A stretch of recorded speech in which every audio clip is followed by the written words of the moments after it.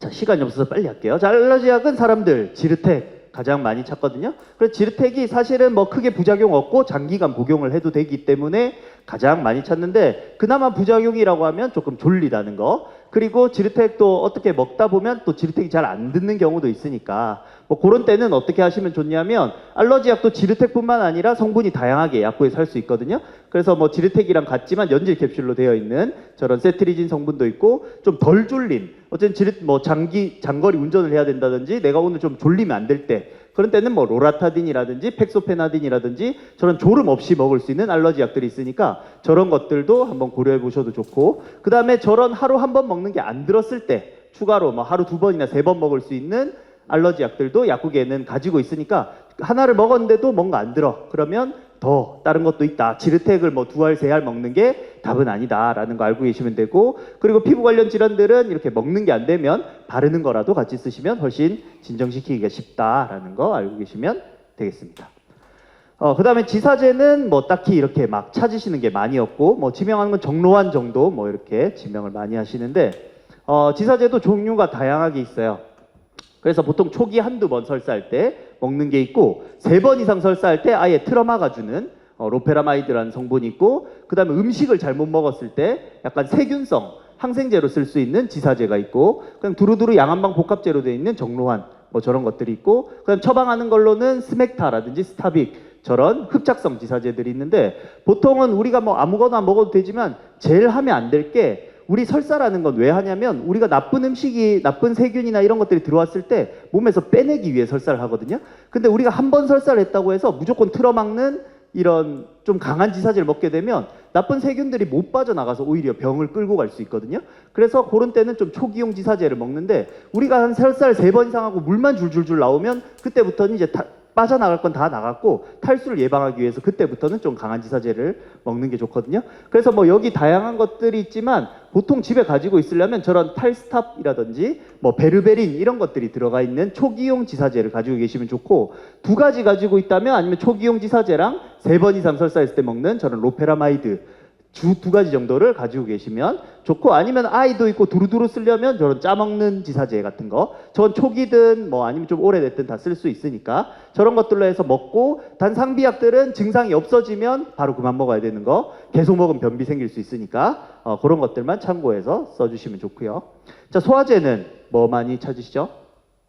자, 약국에서 활명수, 요 활명수도 엄청 오래된 거죠. 뭐 독립운동할 때도 썼다고 하고 생명을 살리는 물이라고 해서 활명수 이렇게 많이 쓰는데, 활명수가 요 2가지 버전이 있고, 이렇게 3가지 버전으로 나오죠. 활명수, 가스 활명수, 활명수 U 이렇게 3가지가 있는데, 사람들이 제일 많이 알고 있는 건 가스 활명수. 근데 가스 활명수도 뭐 장점도 많은 약이지만 단점도 꽤 있는 약이에요.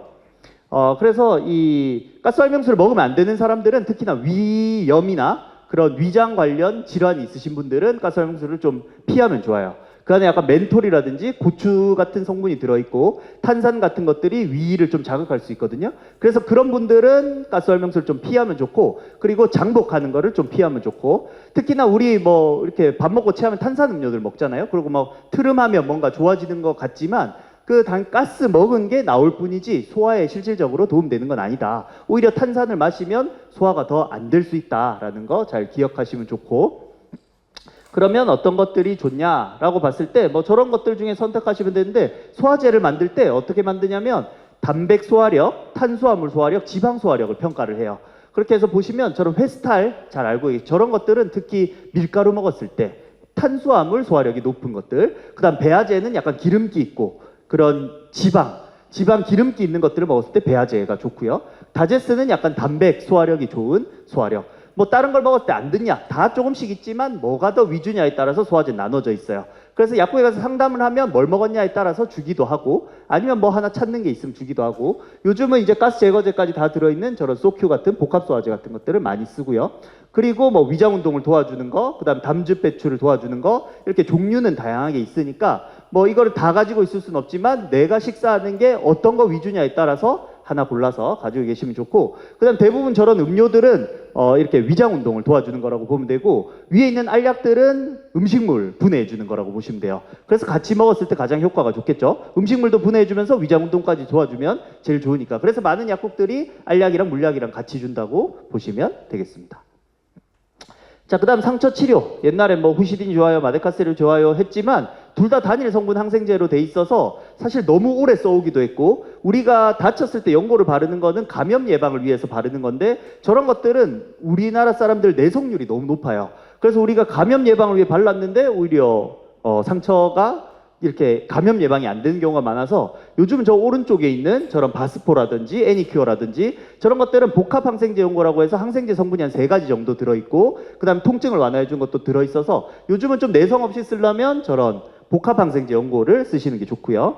그 다음에 예전에는 뭐 이런 드레싱들을 다 갖춰놓고 구급 상자에 넣어놓고 뭐 소독하고 연고 바르고 밴드 붙이고 요렇게 했다면, 요즘은 사실 제일 편하게 쓸 수 있는 건 요런 메디폼이에요.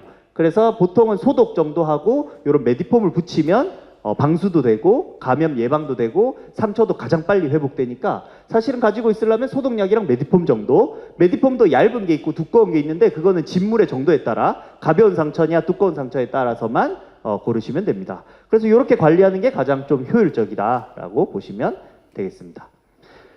그 다음에 위장약도 이런 것들 많이 찾으시죠. 뭐 겔포스, 뭐 술 먹고 다음날 겔포스, 뭐 그 다음 알마겔 집에 처방 왕창 받아 놓으신 분들이 있고, 매일매일 짜 드시는 분들이 있고, 그 다음에 일본에서 좋다고 하니까 카베진 또 매일매일 먹는 분들이 있는데, 이런 것들도 어쨌든 유명한 것들은 조금 조심할 필요가 있어요. 겔포스는 이제 마그네슘이랑 알루미늄이랑 가스 빼주는 것들이 들어있고, 알마겔은 알루미늄 위주로 들어가 있고, 카베진 보면 복합 위장약이라고 해서 우리 아까 머리만 아픈데 뭐 종합감기약을 먹거나 그런 것처럼, 카베진은 소화효소제도 들어있고 제산제도 들어있고 그 다음에 진경제라고 해서 배 아픈 약도 들어가 있고, 다 들어가 있으니까 뭔가 만병통치약처럼 그렇게 쓰지만, 아까도 말했듯이 나이가 들수록 우리가 먹는 약의 성분은 줄여야 되는데, 저런 복합 위장약을 자꾸 먹으면 뭐 때문에 부작용이 나는지 몰라요. 그래서 저런 것들은 가급적이면 자주 먹진 않는 게 좋다. 이런 것들도 가끔 먹으면 문제가 없지만, 자주 먹게 되면 이제 이런 그런 문제가 있어요. 그래서 겔포스에는 겔포스, 알마겔 이런 것들이 알루미늄이 많이 들어있거든요. 알루미늄을 많이 섭취하게 되면 이제 치매를 유발할 수가 있어요. 그렇기 때문에 잠깐 먹는 건 괜찮지만 장기간 장복하는 것들은 좀 피하시면 좋다. 그 다음에 이제 또 마그네슘이나 이런 것들 때문에 또 변비가 생기거나 아니면 설사가 생기거나 그럴 수 있어서, 우리가 위장약은 장기간 먹을 때는 좀 상담을 하고 장기간 먹을 수 있는 제품으로 먹는 게 좋고, 우리가 유명하다고 해서 그것만 장기로 먹는 건 좋지 않다라고 보시면 되겠습니다. 그래서 약국에 가면 이런 다양한 것들이 있지만 그때그때 증상에 맞춰서 그렇게 하시면 되고, 상비약으로 가지고 계실 때는 뭐 이 중에 하나를 가지고 계시면 되되, 어쨌든 장기간 너무 먹지는 말자라고 기억하시면 되겠습니다. 자, 그래서 결론을 말씀드리면, 광고하는 약이라고 다 좋은 건 아니다. 그것만 너무 맹신할 필요 없고, 우리가 꼭 필요한 증상에 필요한 약만 먹자라는 거. 그래서 증상에 맞춰서 먹는 게 좋고, 그 다음에 종합감기약이 만병통치약이 아니니까 증상에 맞춰서 그렇게 드시는 게 좋을 것 같고요. 그리고 가정상비약은 급할 때만 쓰고 절대 상시로 먹으면 우리가 아까 기사에 나왔던 그런 부작용들이 생길 수 있으니까 조심하시는 게 좋고, 시간이 된다면 혹은 꾸준히 먹는다면 전문가랑 상의하고 먹는 게 가장 좋겠다는 거. 그 다음에 아프면 서러우니까 기본 상비약 정도, 제일 처음에 왔던 페이지 그 정도는 가지고 계시면 도움이 되지 않을까 싶고요. 그리고 가장 좋은 약은 없고 지금 증상에 맞는 약만 있을 뿐이라는 거 알고 계시면 좋겠습니다. 시간이 조금 오버됐는데 제 강의는 여기까지 하도록 하겠습니다. 아유, 감사합니다. 예.